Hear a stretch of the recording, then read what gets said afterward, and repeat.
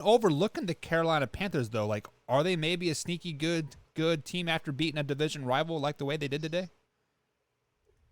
I mean, we got to look at them. They're 2-0.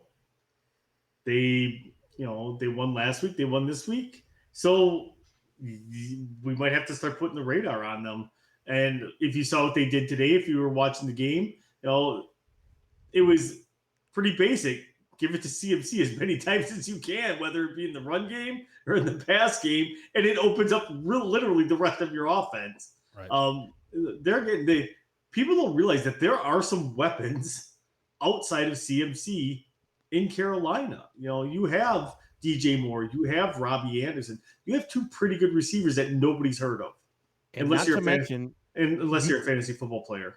You've got a quarterback in Sam Darnold that is a pretty damn good quarterback. He's just spent his entire career with the New York Jets. People are like, oh, well, I heard it today on one of the shows at halftime of the 3:00 game where they're like, wow, Sam Darnold looks like a totally different quarterback. Well, no kidding. He doesn't have the Jets organization or the Jets coaching staff holding him back. Yes, he looks good. He's got a running game. He's got an okay defense. They're going to be able to make plays. Now, did we sleep on them? Maybe a little bit, but not like I had them at 4-13. Maybe they're better than 4-13, but they're not. I mean, I think 7 wins here for the Carolina Panthers is still the ceiling. Tori, do you think seven wins is the ceiling for them after these first 2 weeks, the way they looked? No. I'm kind of looking forward to when they got to play the Buccaneers now, because I think they're the second best team in that division right now. Wow.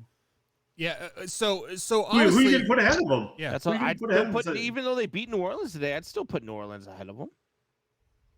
See, but the Panthers have put out a recipe for winning a lot of games, and that is keeping the other team's offense off of the field. When you only run 39 offensive like plays, you are not going to win a lot of ball games. And their out-of-division schedule is tough, man. I mean, I know Minnesota's 0-2, but Minnesota's pretty damn good. They've got to play the Cowboys. Yep. They've got to play the Patriots and the Cardinals and in Buffalo. Like, this is not a very easy schedule. I still think 7 wins for this team, I think, is still high expectations. Yeah, but how do you beat those 3 teams that, like you just named, the Vikings, the Cardinals, and the Cowboys? Keep their offenses. You have to gunsling with them. No. You keep their offenses off of the field. They can sling the ball all they want. They can score in 3 or 4 plays, but their defense is right back on there. And those teams' defense, as in the Cowboys and the Vikings, are not very good, and they're going to be tired. What those teams do, and I hear what you're saying, but what those teams do better than what the Saints did today is that those teams keep hanging with you and those teams keep punching you in the mouth. So you go ahead and you have a 15-play drive and you're trying to keep Tom Brady off the field, or you're trying to keep Josh Allen off the field. They're going to go back and score in 2 plays and run you back out there.